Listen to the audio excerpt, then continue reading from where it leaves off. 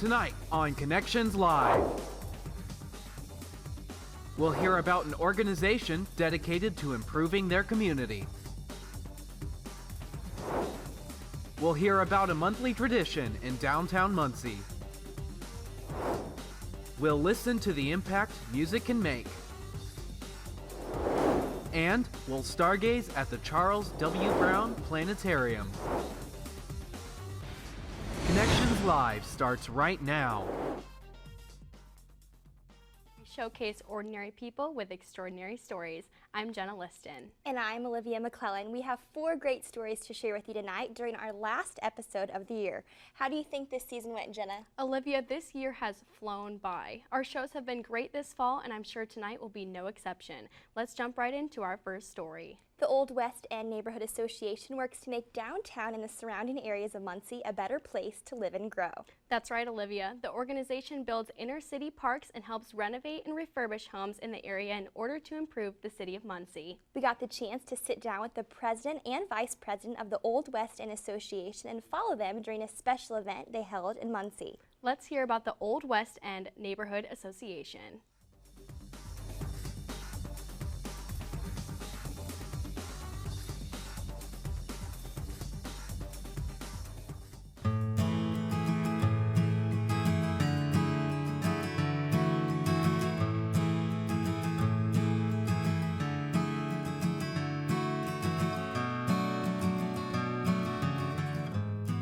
My name is Brad King. I'm the president of the Old West End Neighborhood Association. Today we have an event called After Dark at Beech Grove. It started 2 years ago when members of the Neighborhood Association wanted to illustrate to the community that there are so many people that are from Muncie, buried in Muncie, that are really important to the history and the building of Muncie during the gas boom in the late 1800s. Well, I think it's going to be very interesting for people to see the lives that some of the folks live here in Muncie. There's such a variety of characters that we're playing. Somebody who's traveling through, who had a bad week or a bad day. One of the characters that's being portrayed is a gentleman who was instrumental in working with President Roosevelt in developing the New Deal. The other is a rather darker gentleman who was a physician practicing in Muncie, who is alleged to have led quite a dark lifestyle at the time. So, you know, we just get to show them that there's more than just names and dates on the markers, that these were people who lived and were among us at various different times. My fellow actors who are here have all played roles in many, many shows at Civic and other venues as well. But, we do whatever we could just to help along the community.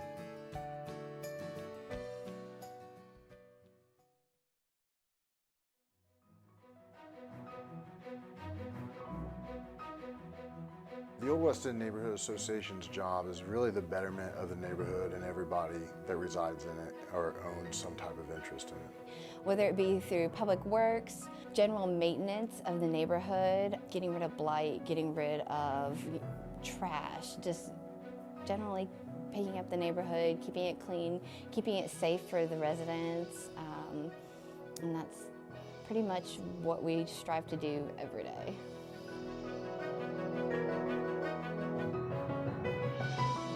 We worked really hard. We have a little pocket park on Adams Street that we've worked for probably 2 years to get put in there. It was an abandoned lot. We've had people that donated land to us and donated money to us so we can make this happen.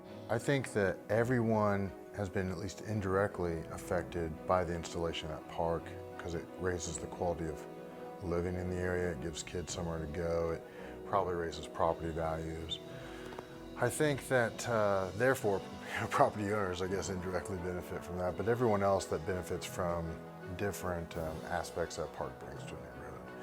There's also a stretch of Main Street that has affected, that was rehabbed, I guess, in about 2011, 2012, that therefore directly affects everyone who had a housing opportunity through those rehabs on Main Street, and then indirectly affected everyone in that area was there by their property values coming up, their quality of place being raised by these blighted homes being rehabbed and then inhabited.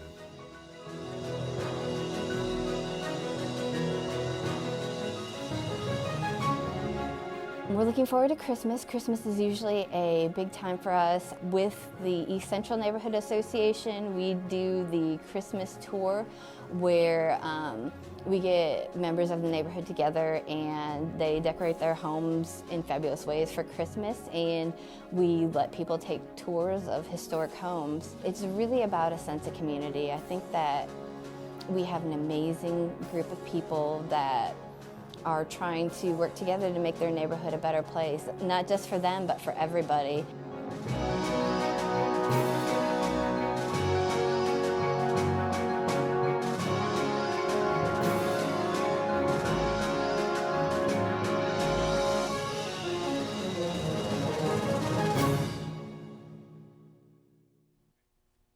The Old West End is doing so many great things to make Muncie a better place. Definitely. The Pocket Park looks so serene, and the houses they've remodeled look great.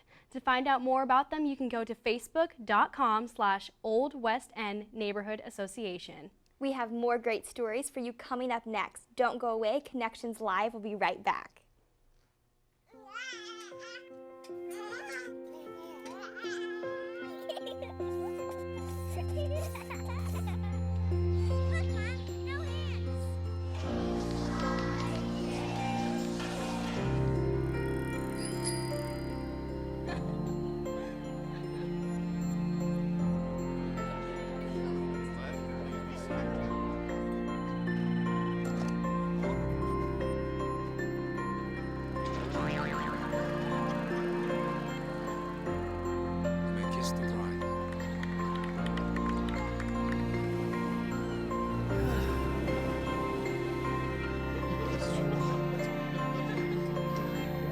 A full life, measured in seats, starts with the right ones early on.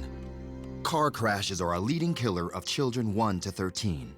Learn how to prevent deaths and injuries by using the right car seat for your child's age and size.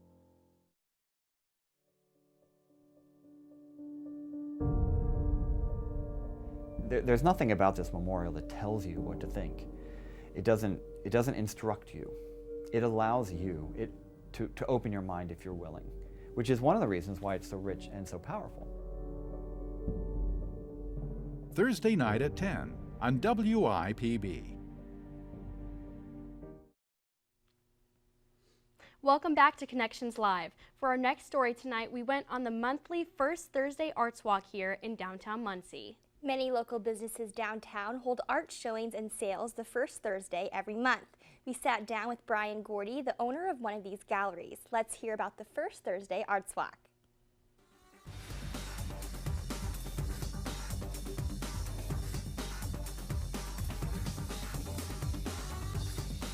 My name is Brian Gordy. I'm technically vice president of Gordy Fine Art and Framing Company, but my wife and I basically own it, so we are technically owners. I am a practicing professional artist. I'm a watercolor painter. I take photographs. I work from photographs. I obviously depart from those photographs. Manipulate color in the studio. Make decisions about that. I'll draw all these all the way down to the last detail. So first there's a pencil drawing. Then then the watercolor happens after that. And I get a lot more freedom with my painting if I draw it in detail, so that I can, suffer with the drawing, getting it right, and then the painting happens I can set myself free with that. First Thursdays was decided on being what most communities call their art walk. Usually it's First Fridays in most communities. And a lot of thought was put into the reason for being First Thursday. It has a ring to it, poetically, but it also, put another group of people downtown for another day of the weekend, so that was part of it. You know, the restaurant businesses could benefit from that, and it didn't invite, or it wasn't susceptible to competition from sporting events and those things that happened on Fridays around here. So it was, I think, a stroke of genius that's worked out really, really well, because the first Thursday's crowd, and it basically means the first Thursday of every month, there's a new opening at those who are designated as art galleries, or who designate themselves as art galleries, because there are some alternative spaces that are, they do it differently than we do, but that's the whole point of it. But there are other venues who might be a restaurant that has a great art collection that can put themselves, somebody can duck in and look at the art, or you know, some coffee shops during the first days of this were actually part of this, where there would be a show, pieces would be for sale, that sort of thing. So it became a mini stop kind of art walk. So I mean, it's changed a bit from here and there, but the main players, which would be Mitchell Place, now Gallery 308, and us, Gordy Fine Art and Framing Company, have remained the steady, always doing this since the beginning of all this. So it's become a living, breathing thing that is not organized except for the galleries who do what they say they'll do. The group, the first Thursday group, meaning the attendants, are different.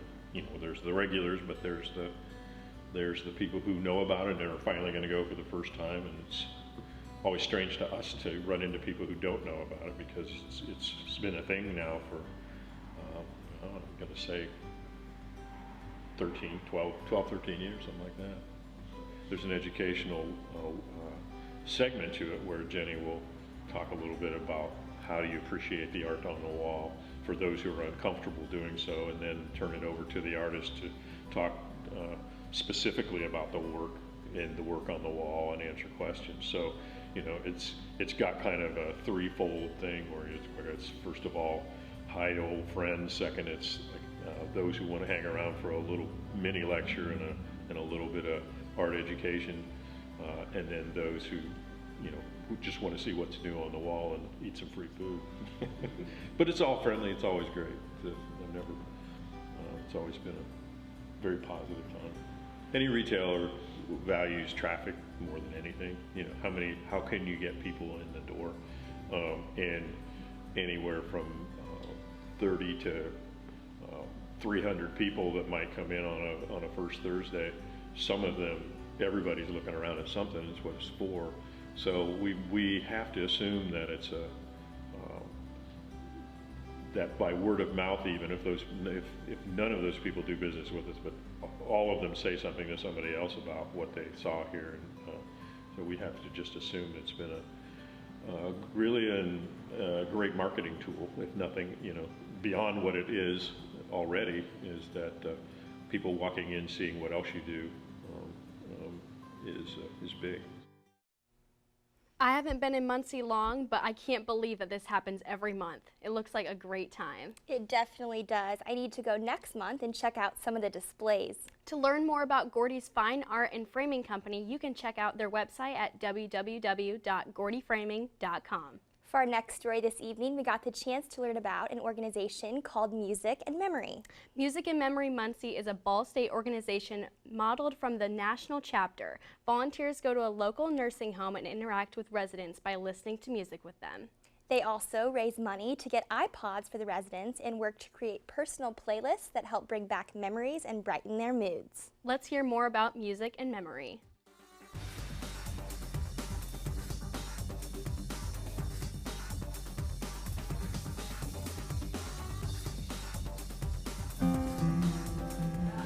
Hey, we're gonna start the music back up, okay? The goals of Music and Memory is just to help those suffering with Alzheimer's and dementia. We take iPods and individualized playlists to the people suffering with Alzheimer's and dementia. It's an individual playlist based on just purely what they used to listen to and what they enjoy listening to. And we just implement that here at the Woodlands, and we just sit and listen with them. You know, the goal is just like, you know, reduce these people's sufferings and just kind of be there for them, so. Well, we started about a year ago. We planted the seed. We got the idea and we've got the ball rolling, raising money, and then we came over here and started this in February of this year. So we've been over here since February. I go to the nursing home and we sit down with the residents and we'll if they want to hear play music, we give them headphones, we play their playlists, or if not, we just talk to them and increase their quality of life. It really makes me feel better, and I just forget all my troubles when I hear, because when I'm here, it's just me and the resident.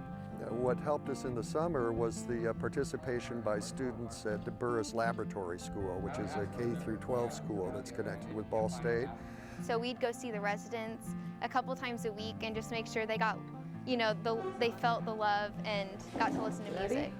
Even coming and seeing them a couple hours a week just gives them joy and companionship, someone to listen to their stories or just talk to them and tell them that you love them is just a great thing. I truly believe that this program is making a major difference because it shows these people that somebody does care about them and that they're valued and appreciated. What do you like best about the music? It's just Mom, home. It's home? Yes. Music's home. I think the first time that one of the residents I work with a lot, her name's Betty, and the first time she told me she loved me and that she appreciated what we were doing, that has to be one of my favorite memories. Most of the residents, will either cry or they're going to give you smiles. But we get a lot of relaxed looks, comforting looks from them. We get lots of looks of praise and thank you for all that we do for them. I think mostly the big one is just, just smiles and just sheer joy and happiness on their faces. A lot of them get so emotional that they cry, or they hug you and kiss you and tell you that they love you, and they're just always so happy and they smile. Adults these days, they're able to go out and buy things and entertain themselves and do what they want. And these people in the nursing homes, they're often just sitting by themselves. They have nothing to occupy them. They, we give them music and we're able to improve their day. I love you so much. Glory be to Jesus. It's changed my life just because it's opened my eyes to, the suffering of other people and just how many people in the world are suffering and how many people that just need, a hand to hold or a smile in the hallway, It's helped me become a better person and it's inspired me to go out and inspire other people to do this project and to just spread joy throughout the world, so. It's been one of the best things I've ever done in my life as far as the effects that I've gotten personally. It's helped to give me a new meaning and purpose in my life. It's helped me personally with some depression and some anxiety.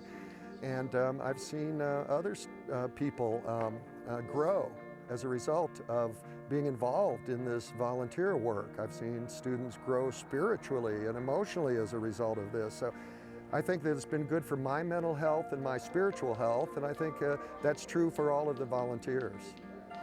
I'm a person who has a lot of anxiety about things. So I think when I come to the Woodlands, a lot of my worries just disappear completely when I listen to music with the residents. You see how it just brightens their face or makes them remember something or let them connect with you. Everything else, all the petty little worries in your life just kind of disappear. One by one we came the temple with the immortal. I love that they're using music to connect the residents with their past. I know. It's amazing the impact that music can have. To learn more about music and memory, check out www.sparkthememories.org. We have one more great story for you tonight. Connections Live will be right back.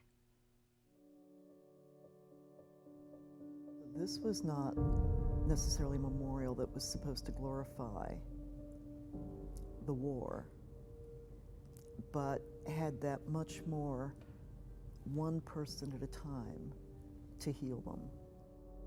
It doesn't matter the age, the time period, whether or not someone's a veteran or not, to be moved by the 59,000 names that are placed on that wall and the way that they're placed.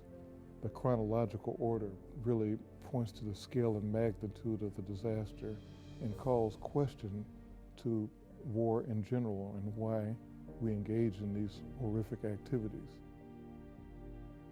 Thursday night at 10 on WIPB. Look at me. Hey.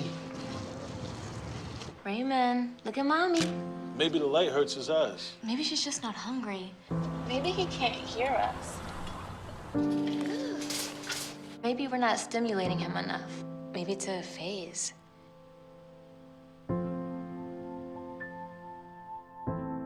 Avoiding eye contact is one early sign of autism. Learn the others today. The sooner it's diagnosed, the better.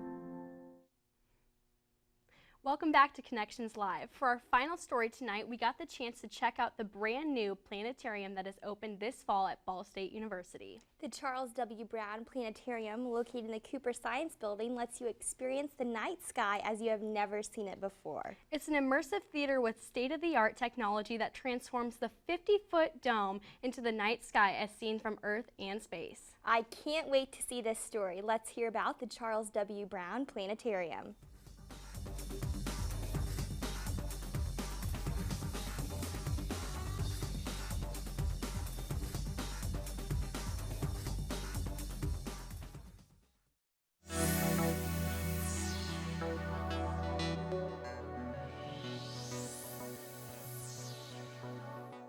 My name is Ronald Kachuk. I'm director of the planetarium and professor of physics and astronomy.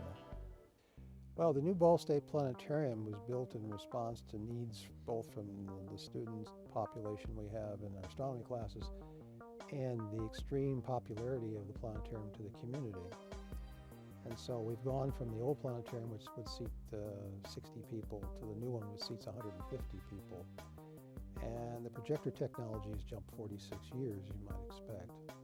Planetarium is named for Charles W. Brown. He's an alumnus of this university and the business college.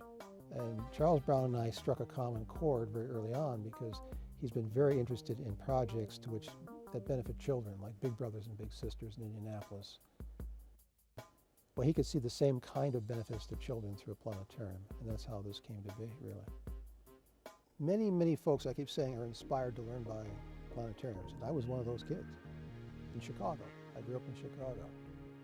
And even though I couldn't see the night sky in Chicago, you still can't, there's too much light, I became intrigued by it, and a lot of it had to do with Adler Planetarium. And over the years, I've talked to people who've been in the sciences in particular when they visit our university, and I've often asked them, what first got you interested in science? And an amazing number of them will tell you it was a visit to a planetarium, just like it was for me. Now, I'm not trying to create a gazillion scientists. I'm just trying to inspire people to learn and to ask questions and to be inspired to go forward. And that's what it does. The programming here will kind of span a realm from things that are purely the night sky, using the optomechanical part of our new projector, which produces a sky that's almost indistinguishable from the real thing, to other programs that use digital projection and computer graphics imagery that fill the entire dome with moving images, so we can fly you through Saturn's rings, as an example. And that has the advantage, of course, of really making things three-dimensional and concepts that are hard to understand, now very visual.